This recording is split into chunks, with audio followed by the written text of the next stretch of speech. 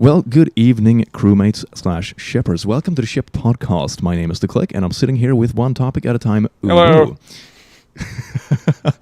So you might have noticed something different here today. We are using face cams to actually do this podcast. What do you think about that one topic? Well, you're calling it a face cam, but I got my pop filter in front of mine, so Oh yeah, you're hiding your face. I got more like yeah, a forehead, sunglass, headphone, chair cam. You're gonna have to look at my face here instead. Just.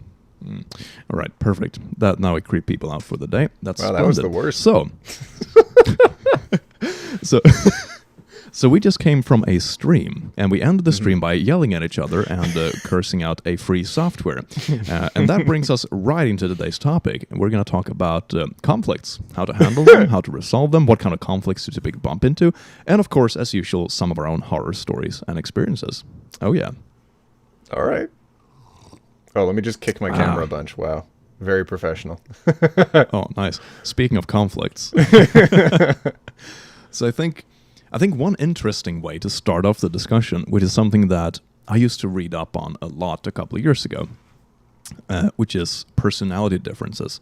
Now, you and I have both been in kind of the corporate lifestyle, so we both know how kind of excessive some of these personality tests and stuff are. Mm-hmm. But I think that in a less serious sense, they are kind of interesting in determining how people actually handle conflict, because that's like one of the biggest things I've seen where they are somewhat accurate.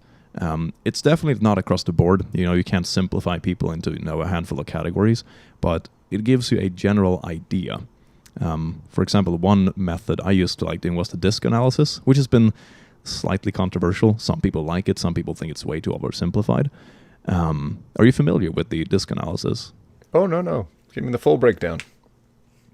All right. So basically, it's very simple. You have two axes in it. I can probably bring up a picture here if I remember in the edit. Click, remember. You never do. No, I never do. I think it's one axis is extraversion versus introversion, and the other is like, what's it? It's people versus effectiveness, something like that. So, for example, in the people extroverted corner, you have the color yellow, which is like typically, artists, people standing on stage, salespeople, that kind of stuff. Mm-hmm. I am a very yellow person when I do those tests. Then up in the next corner, you have the red one, which is extroverted, but towards the task-oriented.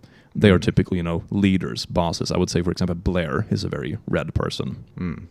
Then you have the blue, which is an introverted, things-oriented person. Typical engineer, very logical, likes things to be orderly, that kind of stuff. And then in the bottom left corner, you have the green ones, which is people-oriented introverts, I guess that becomes. It will make sense on the screen later. But they are basically more like followers. They're more timid, I guess you can say, but also more pleasant. They're typically more diplomatic than some of the other personalities. And that's the gist of it. So what I found over the years was that when you had people that have done these tests, they typically dealt with conflict in very different ways. For example, the green behavior, they don't really like conflict. The red ones, they have a very short temper, so they kind of just go off. The blue ones are super analytical, so they're like, here are the facts. And the yellow ones are a bit mix and match. That's where I land. And that's one interesting way I have seen to like categorize conflict. And in Sweden especially, where I come from, people are typically very avoidant of conflict. Not everyone, but I think on average, that's pretty much the case.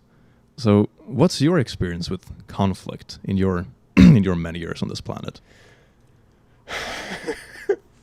Many years. Thanks for that click. No worries. I'm calling you wise and mature, by the way. I don't know. I'm 1 foot in the grave. I think we all know that. Oof. Ouch. Okay, I didn't know you were that old. For conflict. Oh, shut up. For conflict. Let's see. So my experience with conflict in my... So my experience with conflict in my life... Shut up, Click. So my experience with conflict in my life probably... it's had the greatest effect on me in workplaces.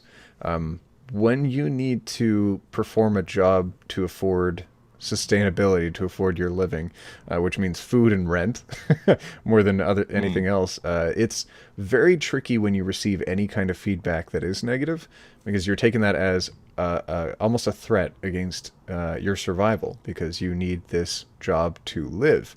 It's not really an option to do it poorly. So you are doing absolutely anything and everything you can to be subservient to the ruling of the master class, and to say, yes, sir, no, sir, yes, ma'am, no, ma'am. I will do whatever you want as long as you don't fire me. That's us with Blair and Sad Milk. So basically. I think when you start out in your working career, you're probably, per your image, would you say green or blue, bottom left of that chart? And then as you move up through your career, as you move towards more of a leadership management role, you start moving further up to the right of that chart, in which you have a little bit more power, a little bit more flexibility. So you then almost take for granted some of the other people's needs and where they're coming from, in that they are fearing for their lives, essentially, even though it's just a job. For very few people is it ever just a job, because really it's sustaining their way of life. So for me, my conflict resolution style has definitely evolved over the years. In high school, it was very much, if someone's bullying me, wait it out, because being the one that throws the first punch is really not my style. But if it came down to that, stand your ground. When it went to the working life, it was very much taking a back seat to all of that, and just letting all the conflict wash over me, just letting it all shower down. Just don't even worry about it. Like, you can yell at me all you want, that's fine. Just don't fire me, fam. And then as it went later in life, started pushing back a little bit more and recognizing that I had value. And one of the most amazing ways you can show that you have value is by quitting your job. Just if you ever have the opportunity, quit your job. Quit your job. Yes. Yeah, don't attribute that to me. That's not my advice. Don't quit your job, fam. Yeah, but that's a very interesting thing. Like, in general in life, this goes also for social circles. Mm-hmm. When you climb like the hierarchy in a workplace, or for example in social circles, it typically correlates a lot with getting older, when you're more experienced and know what you're doing. Mm-hmm. It is easier in one way to handle conflict. It's also easier that you happen to just completely run over people, because you're like, I've been here for a long time. And I think that's a very important aspect. And when it comes to work, actually, I used to be I didn't like conflicts at work a lot. And I think it's because of many of the reasons that you mentioned. Like, well, this is my living. I have to be here every day, at least 8 hours. Maybe it's a good idea that I'm not on bad terms with people. Yeah. Yeah. I'm going to try to get along with everyone and, make it to the next pay raise. But when my YouTube started taking off, that's when I think I started becoming more, I didn't avoid conflicts as much, because I knew that I actually have this, which is kind of a second job. Now it's my full-time job, and I have that to fall back on. So for example, when I had a salary discussion I wasn't happy with, instead of just, kind of accepting it and moving on, like I shrugging, done a couple of times in the past. Exactly. Yeah. It's like, well, this is my job. I can go look for a new one, but I essentially have nothing to say right now. Mm-hmm. Now it was like, you know what? I have another job. I don't need to stay for this salary. And yeah, that's pretty much what I did. That's funny. You say as you get older, that starts to change. I guess so. Mm-hmm. It depends. Yeah. I think in certain aspects, definitely. In others, not as much. And what I mean by that is, in certain aspects, you get more comfortable with dealing with conflict based on how much you do or do not have an investment in the situation. The other half ties in with that is, how much do you have in the bank will really help you with how much you're able to deal with conflict. Because when you have no money in the bank at all, and you're literally relying on paycheck to paycheck, there's nothing you can do. You can't say, you can't speak up, you can't do anything. Oh yeah, you have no margins. You can't risk anything. But then when you have a little bit tucked away, you have a little bit saved, you have some goals, you're on track to affording rent for the next couple months if anything bad happens, then you start feeling a little bit more relaxed. You have a bit more flexibility with how to handle things. And like the Click was saying, not like I had any money set aside. I don't, I'm very poor. But I had another job that I was passionate about lined up for me. And while I loved my day job, it wasn't giving back what I was giving to it. And what I found from YouTube is that even if I'm not receiving as much money, it's definitely giving back what I'm giving to it. If I put out positivity, I receive a lot of positivity back. And I found that valuation of the job to be a lot higher than slaving away for a few extra dollars. Yeah, it really is. It's a different thing, and I think that's why I enjoy working with this group so much. It's the fact that even when we don't have a lot of conflicts internally in this group, I mean, we usually just sit down like, okay, someone this person did not like this joke or this meme, for example. Let's talk it through and then we kill it. Yeah, you and I have conflict. I think more than anyone else in the group. Yeah, probably. But it's also because we work like the most together. It's true. It's like every day on multiple projects. Yeah. Yes. I mean, we always stream together. We do the podcast. We have Sad Milk. We have collaboration on channels. I mean, we do a lot of stuff. I mean, I would be worried if we didn't have any conflicts. I think some of our best projects come out of our conflicts. I think so. Because no one wants two people that sound exactly the same reacting to things. They want someone that's like reflective of their cursed half, and then someone that's reflective of not their cursed half. And there's it's very like much yin and yang. Exactly. And that can cause a lot of conflict in the workplace when you don't have enough yin and yang, or when you have too much yin and yang. It's hard to get a good balance of people that conflict but not conflict too much. Like there's some people that disagree about how to do a job, and then there's some people that don't want to do a job, That is a very important distinction, because you want people that challenge you, for example, when I did that earlier today, I sent you a video that you have to look at, like, hey, is this fine? Do you think I should try to get this monetized? And I want you to challenge me, because like, hey, did I overlook something? Is this too inappropriate? I don't just want to, a yes sayer. And that's going to be a bit of conflict, getting some feedback. Maybe I don't agree with it. And it's a bit of a back and forth. But it's constructive conflict. It's actually, you get a conclusion. But the kind of conflict when someone just doesn't do their work, that is so frustrating. I don't like that. Yeah. Especially if you're in a position where you don't actually have the formal authority to do something about it. Oh, my God. I get flashbacks to like group projects back in university and stuff. That was, oh my God. That was frustrating. I think the second time I went through university was probably the time when I had the most conflict. The first time I went through, everyone was working on group projects the entire time, because it was all going towards our licenses. So it was very much like collaborative. We all had to work together to make sure we were all going to pass, to make sure we all got licensed, we could work in the field. But then the second time through, it was all about individual accomplishments. So then when you had to work together on groups, it was like, I'm not going to be the one that holds us back. So if we don't do well, it's on you. So that was a challenge. When people have different goals, it's definitely a challenge. Yes. You need to get that alignment. And if you don't get that alignment from the upper ups, and you have to establish that amongst your peers, that can cause a lot of conflict too. Indeed. I actually had a senior strategy consultant I was talking with back in my professional days. And they put it really simply. It's really stupidly simple when you think about it. But what they did that is they just brought up a whiteboard. And they said, okay, this dot, that's where we are today. And this dot up here in the upper right corner of the whiteboard, this is where we want to be. Everybody agree on this? Everybody say, yeah, this is where we want to be in 10 years or whatever. Like, okay. And then he drew a bunch of different squiggly lines in between. And like, these are all the ideas of how to get there. I mean, we all agree on where we want to go. And then we just have to agree on how to do it. And then it's a constructive conflict. Then you're just discussing the best method of getting there. Of course, there's going to be some bias, and some people that are loud because they want to push their own agenda, perhaps. But as long as your goal is aligned, you can usually reach a pretty good agreement. The challenging part is where that final dot is somewhere completely different, and someone has a completely different mindset. Then it usually doesn't go as well. Because then it's really about, a winner and a loser. If you both have the same goal, you're just discussing the methods. It's a constructive transaction. You're both kind of working together. And I think that's an important distinction to make. How do you identify between the peoples that want to challenge you and the peoples that just want to conflict with you to have conflict? People that challenge you often have a way of taking a step back, I would say. It's like, there's this cheesy saying where it's like, do you debate with this person because you want to learn or because you want to win? So people that debate with you always, I mean, of course, everybody wants to win. It feels good to win. It's part of our nature.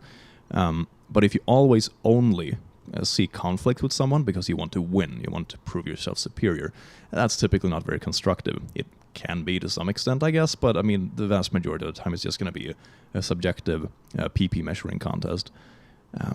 So if they're actually debating because they want to learn something or, dig deeper in a subject, or, like, I don't know about that, can you explain it further? Or, they challenge you with actual, in a more objective sense, I guess. I'm talking like an engineer here, but But that's the distinction I have found. It's not about the conflict itself, but it's about the product. And if both parties understand that, that's usually where it reaches a good place. I sound like some kind of LinkedIn ad, don't I? Oh, LinkedIn. Oh my God. All those. That's also a funny thing about LinkedIn. It's a bit of a sidetrack, but I got so frustrated when I read through LinkedIn and all these, professional outlets that everything looks so flashy and professional, but it doesn't contain any information.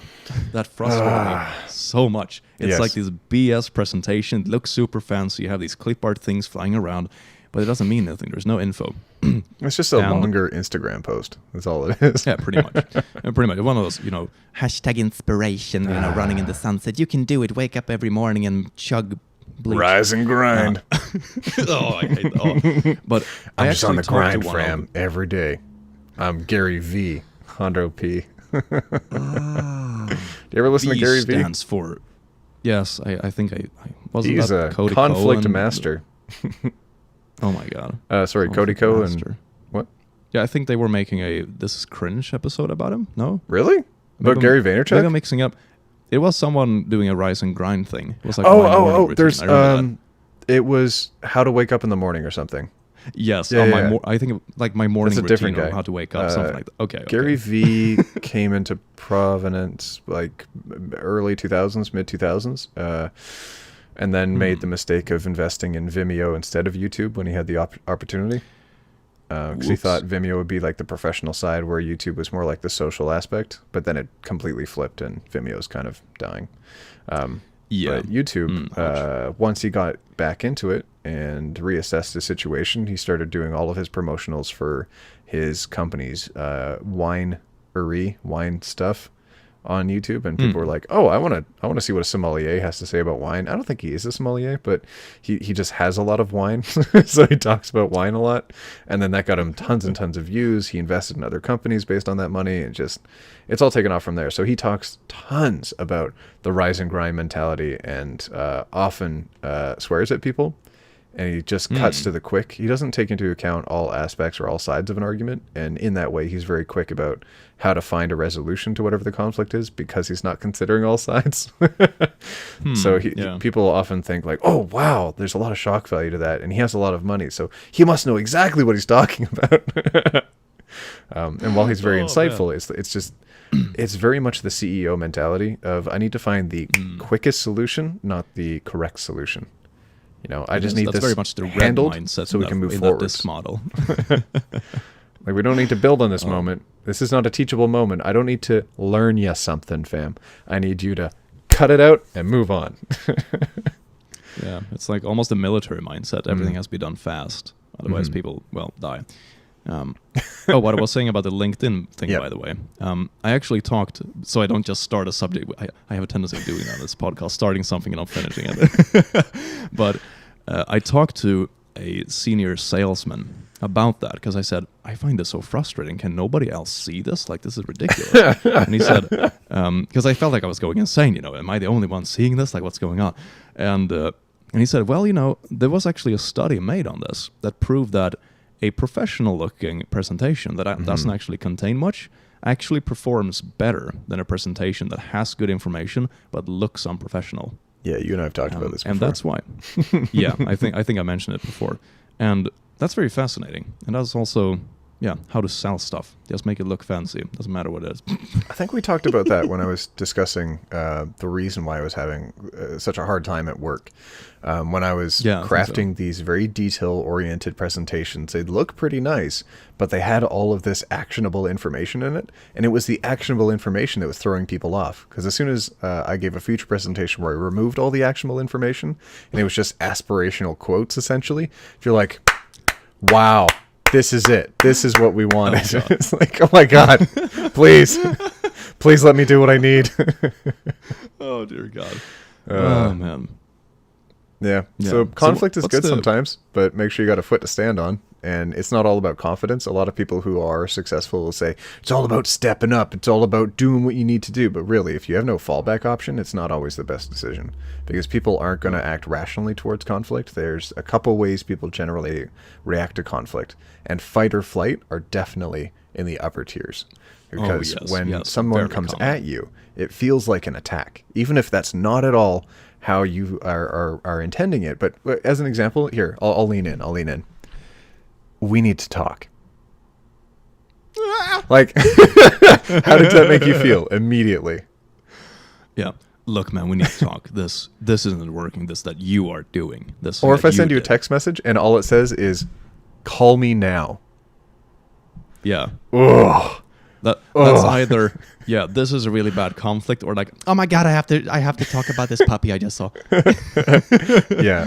In my experience, it's usually conflict oriented, but then you have to like gear people way back from that. So already, as soon as you start a conversation, if you want to have a successful one, in order to deal with that conflict before it goes too far, you have to assess what level stress they need to have in your conversation, and then portray that at the very start. So it's like, hey, I just want to talk. It's nothing serious. I want to get a couple things out of the way, and then I want to build on something constructive after that.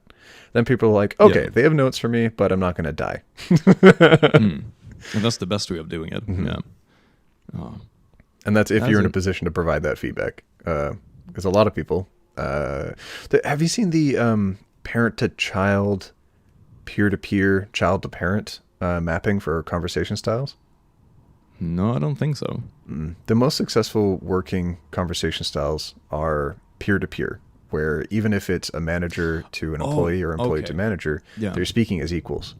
But conflicts definitely arise when you assume it's a peer-to-peer, but then it ends up being parent to child, where the information is just going one way instead of both ways. Yeah. So it's all about striking that medium, that middle ground. Find a way that you can relate. Yeah. The best conflicts happen when you have equal grounds. Otherwise, as soon as one of the others say stop, then it stops. It's not a back and forth. I was gonna say something and I completely forgot what it was. Oh, then I own the conversation, so I apologize. Please go ahead, Click. Oh yeah. No, I completely forgot what it was I was about to say. It was something good, but I can't remember what it was. But remember that it was good. Well, while you think about it, you ever notice that when we start these podcasts, we never really have a quiet moment, that we're just constantly talking for an hour, and that's how all of our conversations go? We're very talented. All right, you remember that thing? Oh, no, I forgot it again. Oh, Jesus wow. Christ. All right. My memory, I'm getting old, man. My memory is not what it used to be. So have you noticed while you remember that, have you noticed that when we do these podcasts that we just keep talking for an hour and then never stop? Yes, it's absolutely amazing. The first few times when you said we were sitting and talking, like, there should be a podcast. After you said it half a dozen times, it's like, okay, fine, we'll make a stupid podcast. Yeah, I feel like I pushed you into this. It's definitely the right time, though, because you were dealing with your own conflict at that time. The channel takedown was ridiculous. Conflict. Oh, now I remember what I was about to say. Yes, when people have something that they want to defend, or when people come at you with a conflict, people are usually tied into what you want to critique very personally. So pretty much, if you have an opinion or something, that's an opinion that you made. It's your personal little baby that you sewed together from reading news or whatever you did, and that's why people take it so personal, because if you don't take a step back from it, it's not that you're debating the opinion itself, you're debating the person's opinion, very much focus on the person. And that's something to consider in debates or, conflict or discussions in general. Are you attacking the person, or are you challenging the idea or what they did or the product? But anyway, conflict about dealing with channel takedowns, that's good stuff. How do they say it in politics? If you have a disagreement with someone and you've got something to argue the idea. If you have nothing to argue the person. And if you have nothing at all to say, just slam your fists on the desk. Yeah, pretty much. And yell a bit about stuff. Yeah. Politics is I like politics as a scientific subject. To try to analyze the world. How does countries actually operate? How does this work? What makes the system chugga? But mainstream politics is so toxic. It's really toxic. I was actually on my way into politics a couple of years back. Oof. Not really on a serious basis. It was I had a couple of friends who was invested, in what's it called? Youth it's like youth programs for political parties, kind of. Oh. So I always ended up in deep discussions with them about different topics. Mm-hmm. But at the end of the day, it was like, this is not my thing, because it's not about. I mean, I have two parts of my personality. I have my XD super extroverted YouTube silly cursed part of my personality, and I have the engineering part. That's like very analytical. I like statistical mathematics. I do graphs. All that kind of stuff. And it didn't really appeal to any of those things because I couldn't really be funny with it. And I couldn't be too analytical because people just wanted to debate the surface level, it's not even morals. It's like made up brownie points. And I just got kind of tired of it. Like, this is not my jam, fam. This is people that like conflict for conflict, and not into that kind of stuff. And good thing I didn't do that. So now instead I'm reading ooh-woo posts for a job. How about that? As much as that bothers me, I am infinitely grateful that I have this opportunity for work. It's given me the chance to give back as much as I need to. So instead of constantly trying to debate how much my value is at an office, I can instead try to impart some value onto people that just want to watch some silly meme videos. And I really like that, where it's like, oh, you have this perspective? That's fine with me, fam. Let's watch some silly memes. But then at the office, it's like, you can't have any personality. You got to shut up and do your job. But then they're like, now that you've shut up and done your job for long enough, where's your personality? Why don't you bring on that little personality? But just like a little bit. But why don't you bring out that? Because we're all a team and we're also a fam. But mostly it's a job. But we're also a team. It's like, yeah, we should be super close, but the best personality you bring along is that, hey, I watched this TV series last year. Like, it's not a personality. Like the most Game common of Thrones, discussion at the office. The most common discussion at the office is weather or what you did during the weekend. I would most often. So whenever someone would ask me what I did over the weekend, I'd always give them about 10% of the answer. I'd say, oh, well, I went to the gym. I went for a walk. Most people do. Yeah. Because if I told people what I got up to, they'd be like, oh, now we know something about you. I recorded and there's nothing videos. Worse than that, because then they can use that against you. Oh my God, you sound so paranoid. As I deal with conflicts, never let them in close. Well, understand that how much you are giving to another person makes you potentially vulnerable in the future if it's a professional setting. It does. So it really does. You don't need to share as much of your personal life with them as you might share with your friends or family. People you work with while you're at the office are not your friends or family. They are your coworkers, and you just need to keep a little bit of distance, because while you could make like your best friend at the office and they could be amazing, they might not be the only one listening to that conversation. So you just need to be careful about how much information you're sharing. Especially when you start climbing the ladders. I was never at that level myself. I'm still, quite young. But I had senior people Shut up. that I talked to. Senior people. Calling me old and saying you're young. Get out of here, Click. Yeah. I am quite young and, still fertile and stuff. But it's too late for me. Yes, it is. It is. I hope you saved some. Anyway, so I was talking to a close relative I have who worked very high up in various companies. And, the war stories they have about people, trying to work the system or going behind your back, really backstabbing each other to compete for that, next CEO position.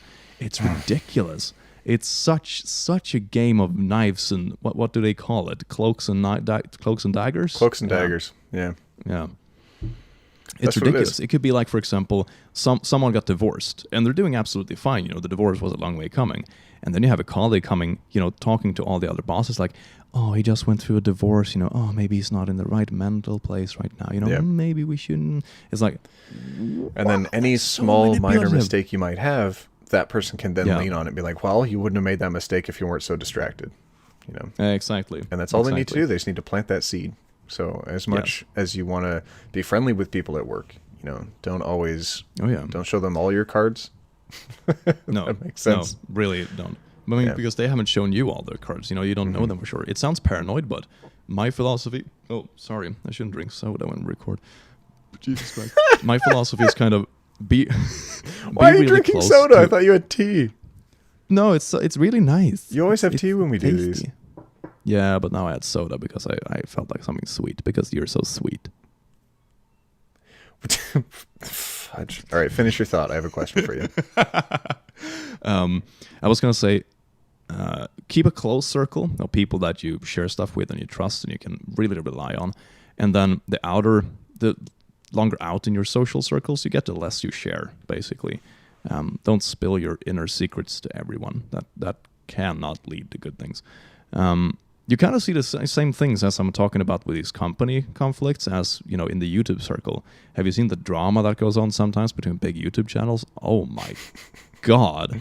They are really trying to murder each other. Holy crap. For that reason, I'm kind of comfortable with the level we are at, you know. We're big enough to actually have it as a job, but we're not so big that we're like on the radar. And that's like a good balance. I kind of like it.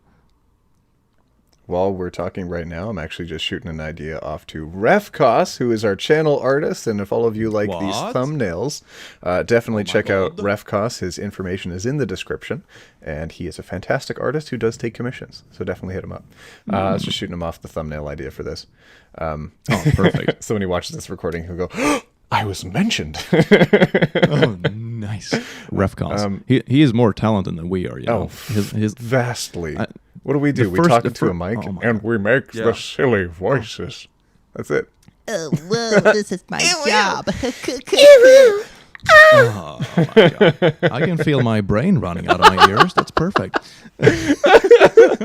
A lot of people blame you for introducing me to the uwoos, but not realizing I did at least 4 of them before even meeting you. Yeah, the thing was that your most viewed videos were uwoo, so you came to before me like, hey, I have some each popular other, uwoo videos. Want to make an uwoo video? That was so funny. That was such an interesting period of time. It wasn't exactly like that, but yeah, kind of the gist. I have a fear that the internet has died, Click. What was the first video ever made? This might be a moment we have to resync here. Was it a GIF in hell was the first one we made? It says connecting. Let me try forcing the connection here. Well, now it's just me talking, I guess. I guess he's talking too, but across the world, and I don't know about it. My God, so scary. Hello? Burpee soda. Hello? Okay, now you're tapping. Hello, I can hear you. Hi. I think your internet is a bit messy. Yeah, a little bit today. Maybe it's the kids upstairs jumping on your router or something. What was the last thought we were sharing there? Oh, I'll kick my camera. We talked about Refkos. We talked about... the first video we made. That was the one. It was interesting. When we first got connected, a lot of people had the misconception that you were cursing me by introducing me to all these new subjects, where I was just like, no. I like making silly voices. I was already making silly voices. I just had no idea what any of it meant before I met you. That was the distinction. Now you know the deepness of the darkness. I do know a lot of meanings that I didn't know before. Click, I have a question I think it wasn't... Yes, sure. When someone targets you with that kind of toxicity in the workplace, with that kind of conflict, how do you deal with it? And before you take that first step of dealing with it, how do you identify it? Ooh, I think to some extent it's fascinating. For me, it has a lot to do with hierarchy. I've learned about myself as a person throughout the years. If I'm high in hierarchy, I pretty much... I smack into it like really hard, face first, which is most of the time it works out fine. But that's, for example, what I used to do back in university when I was a senior student / took care of a bunch of things. It's also what I do, for example, on Discord when I take care of the communities and stuff. It's like when someone is acting up, and I'm the one who happens to deal with it. I can be very harsh because it's simply like I don't have time for it. And someone is acting out, and especially when they act up and they know they're doing it. If it's a mistake, I usually let it slide.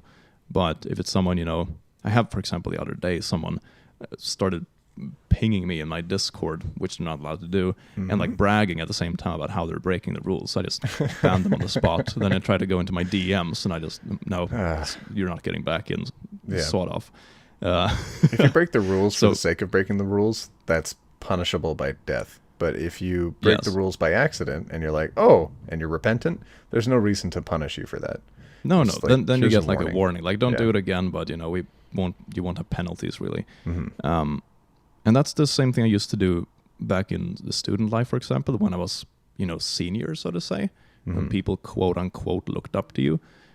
It's much easier to take things head on because you have that social confidence, I guess you can say. Or for example, here on YouTube, I mean, I'm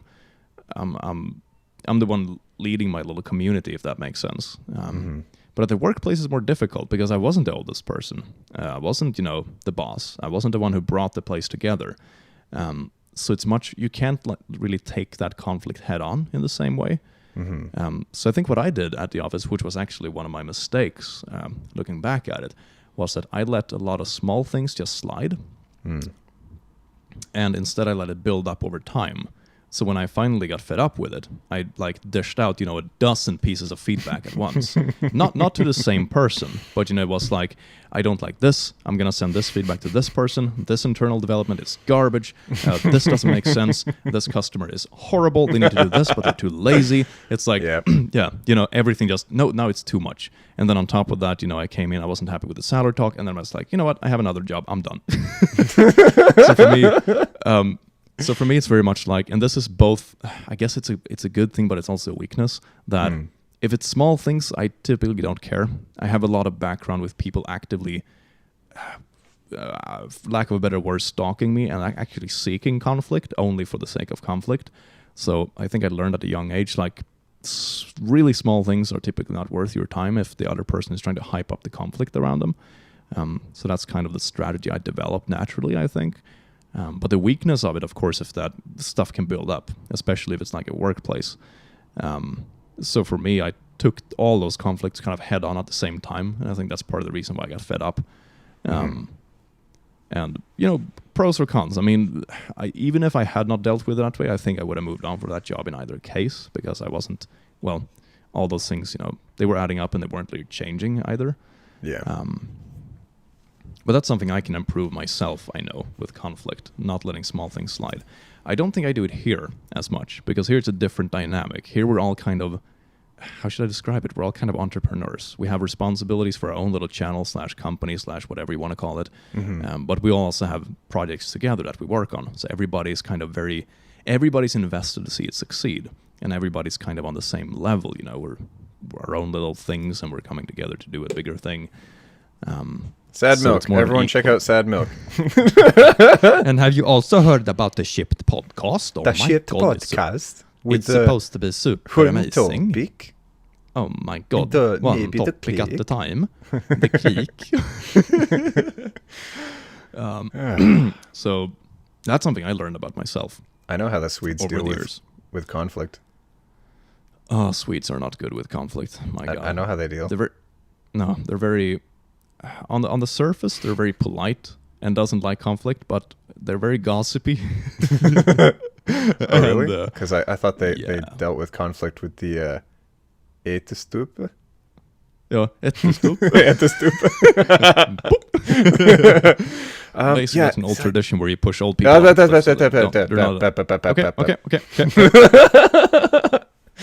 There, that's me keeping it wholesome. All right, but it's not a good thing. You can dealing with stuff at the workplace is very tricky, especially with, it's like an ättestup.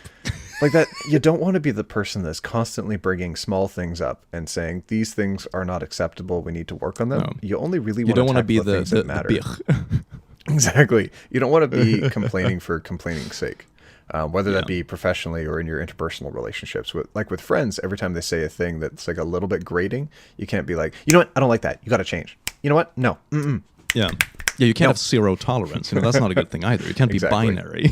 But you can't let everything slide. And that's the trickiest thing, is identifying what is worth bringing up now so that it doesn't happen again in the future, or what is worth bringing up now based on the effect that it's had in the situation or on you as a person or on your relationship.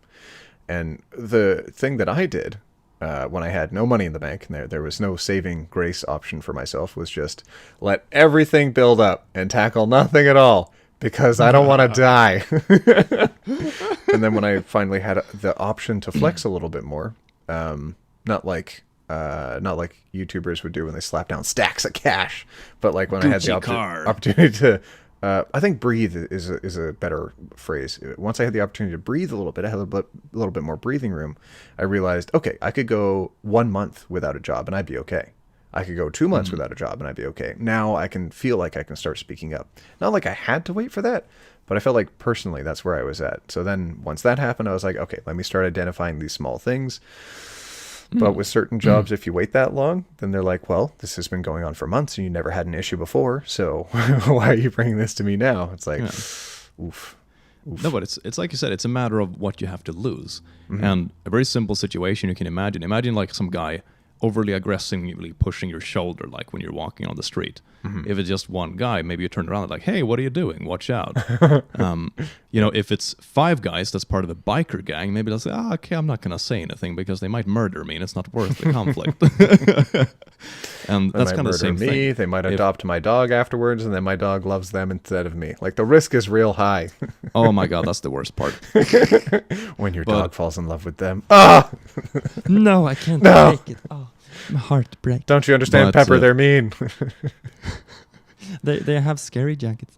But the risk thing is very real. It's a very real aspect of conflict. And like you said, when I got to the point at my job, when I actually started handling conflicts like straight on, so to say, that's when I had another option waiting for me. Then I knew that, okay, either I take this conflict and either it goes my way and it turns out that I'm happy with my job because I take the conflict, it changes and, it goes in a path that I want to go, or I lose the conflict, it doesn't go in that way, but then I can leave. So then you're not really worried about the risk. And my God, I don't think I've never brought up that many conflicts in such a short amount of time as I did. It's not like big conflicts. It's not like I was unreasonable. It was constructive things. It was like, hey, I'm not too keen on this internal tool that we're supposed to start using. What's the purpose? What is the gain of this? It's just hours, and on top of that, it's really boring. This is not what I signed up for to do my job. Yeah, I feel you. Yeah. So that's interesting. Conflict resolution. One way to mitigate it would be when you're heading into those conversations to relay that feedback is setting expectations early. Even if it's someone else bringing conflict to you, making sure that you can set those expectations in the conversation will definitely help guide it into a positive direction. So if someone sits you down and it's like, hey, I just want to give you feedback because you suck. You can be like, okay, well, hang on. Now, I just want to say, is this feedback regarding our interpersonal relationship, or is it regarding my work product? And if it's my work product, I want to make sure I'm prepared for this conversation. So what can I get ready for us to make sure we have a successful conversation? And if you approach it like that, the person might be like, you know what? It's not that big of a deal. It's just a short conversation. And if you're like, no, it's a big deal. You should get prepared. Get your papers. It's like, then you know what you're in for. Oh, yeah. Mm-hmm. And I've definitely had a number of those conversations where they're like, we need you to fully document out what you did during this 1 month period because this customer's mad. I was like, okay, well, now that I know what's up, because I take notes meticulously on everything, let's go through the list. Well, you're a meticulous person. I am a very messy person. I've noticed that about us. Yeah. Mm-hmm. I'm very on top of stuff.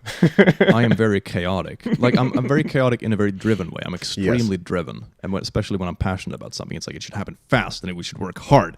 But I'm absolute freaking chaos. You should see like how my know where you want to go, but you don't know how you're going to get there. But that's not going to stop you from going there. No, it's very spontaneous, and it's probably not the most efficient every time, but it's fun. It's still fun. Along the way. Yeah, exactly. Yeah, I think if you ever look at my desktop on any of my computers, you will see the kind of chaotic I am. It's like, oh my God, what a mess. Do you I realize hide after your a while, cables? Like, I try to, yes. It's like when it comes to taking care of my house, for example, it's like I'm like, okay, I have too many cables. I do one push to hide them, and then I don't touch it in 6 months. One push. Like, do you just push them over the edge, or do you like tie them together? No. Like I probably buy like cable slides and stuff. I don't know what to call it in English, but it's like the stuff you hide cables inside, put them on the walls, that kind of stuff. That makes sense. That's cool. Yeah. So I don't have a setup I have for those that, like right now. small pushes of getting things ordered, but it's kind of sporadic. So in that, as you're very spontaneous, very sporadic, how do you deal with internal conflict? Oh, Do you conflict with yourself that often? I think I do to some extent. I think most people do. I don't think I conflict with myself that much, to be honest. I often know what I want and how to get there. And sometimes I think one of my internal conflicts is I'm too impatient sometimes. It's like I want it to happen now. And for example, with YouTube, when you can see your numbers every day. Analytics have gone down by 1. Yeah, exactly. Now God, it's 2. I got 5,000 views less today than yesterday. Everything is going downhill. Oh my God, the ship is sinking. I should get a new job. Yeah. Maybe if I put out 5 videos a day, maybe that'll do it. Yeah, exactly. Now I don't have to sleep for 3 days. I can do this. No worries. So in that way, that's one part I noticed about YouTube that can be destructive. I told you, I think it was earlier today or yesterday, that I actually removed the YouTube app on my phone because I knew I was looking too meticulously on my analytics. I was like, this is not going to change anything. You know, I'm still going to make the same videos. Today for you, yesterday for me. Yeah. Yeah. Yeah, exactly. And that's something I noticed about myself. I want stuff to happen too fast, and I can get too picky about short-term things. I respond to a lot of comments, so I have to have that app on there. It's so easy to not look for a notification, but see like what are the most recent comments, what are the oldest comments, and I can go in and actually tippity tap while I'm at the gym or something. You know, keeping in touch with people. That's true. Yeah, that's a good way of doing it. Yeah, mine was mainly for analytics. I usually reply to comments on like my computer. I find it easier. Yeah, it would be easier, wouldn't it? Why always the tongue flick? Like, do you even realize you're doing it? Is it reflex at this point? Ugh, my goodness. That? No? I wish I had a chair that was taller than me.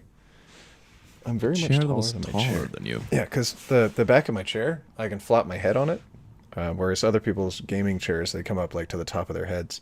Maybe I'm just not short. Yeah, you should be shorter. Cut off I could be a lot shorter, actually. I'm well above average height for North America. You're above average height as well. Do you think that stature plays into how you can deal with conflict? Very much, yes. I would say especially for men, to be honest. I've noticed that a lot with guys. For example, if it's kind of a cliche situation, you know, but imagine, you know, a guy walking up to you being angry, you know, shouting, but you're sitting down. And then you get up, and it turns out you're much taller than they are. They kind of like, you know, they kind of back off. Oh God, that made me have an intense flashback. Do you want to hear how I dealt with conflict? Yes. While on a date. Oh yes, I want to hear it. So, have you heard of this app called Firestarter? Tinder. Yes, no. Tinder.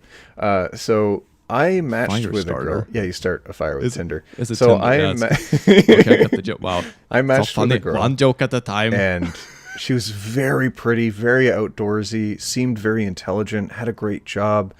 And beyond that, through her profile, I could read so much of her personality. And I was like, wow, I'm really looking forward to meeting this person. So we decided to go see Deadpool 2 in theaters.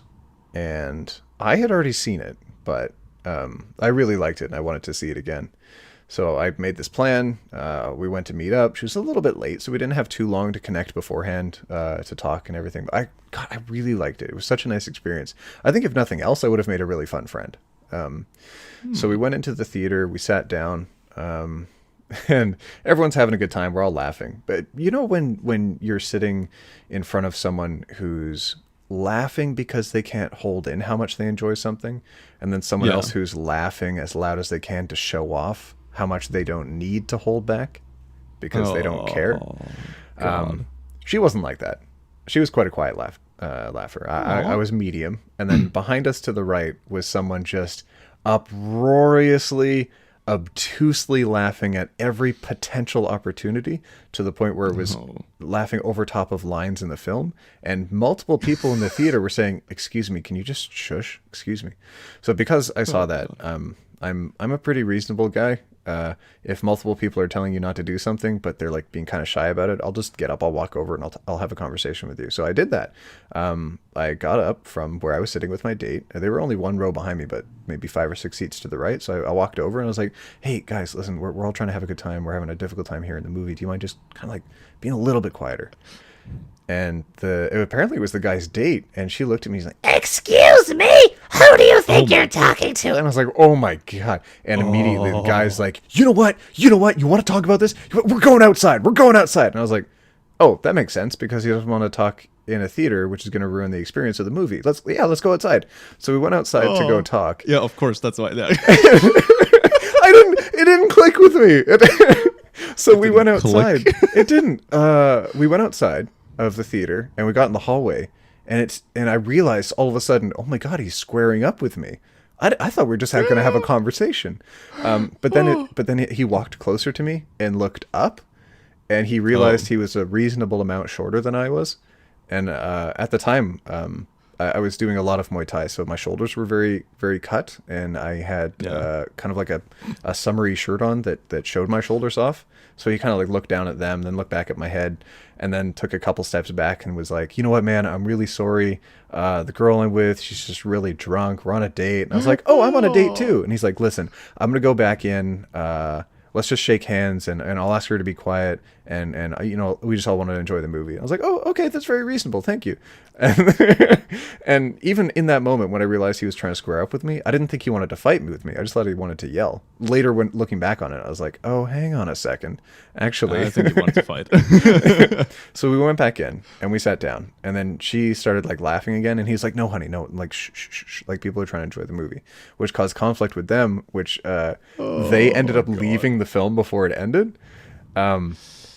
But the girl I was on a date with thought I had just aggressively chased down a guy to go have a fight while on a date.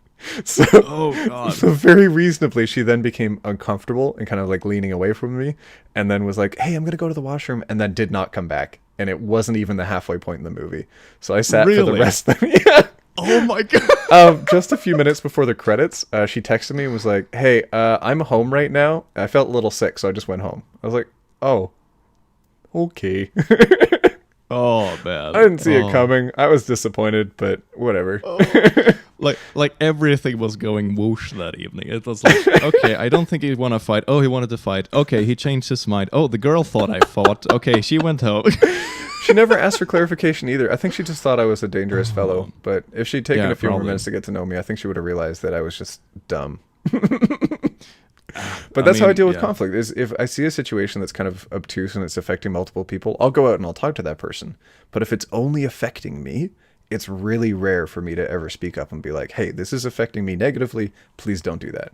Because that's a completely different thing. It's a different beast. Mm-hmm. It's because then you also don't know because if you notice people around you are getting annoyed by it, it's more of a, how should I put it? It's more of a objective feeling. It's like, I'm not alone. This is like objectively annoying. But if it's only you involved, it's like, okay, am I overreacting? Is it my fault? Should I ignore this? Is this okay? It's hard to do that, especially. Or is this awful? Is this all awful? Oh my God. Is it just me? Yeah. Oh my God. Is it just me? Am I the one being awful? Am I the one being, oh my God. Oh no. Yeah, that's definitely not me, where I complain about everything all the time. Especially if it seems like it's just my perspective or it's just affecting me. I'm like, you know what? I'll leave it be. Because that can get annoying. Whether in the workplace or with your interpersonal relationships, don't complain all the time. No, you don't want to be known as the person who just complains. You should be honest if it's something you think is really important, but you shouldn't be that whiny person. Like, I think we all have memories of those kinds of people, either back in school or at job work, like that one specific person that always has something to whine about. Mm-hmm. It's not the person you typically go and hang out with. No. And it's really cathartic to be able to get things off of your chest.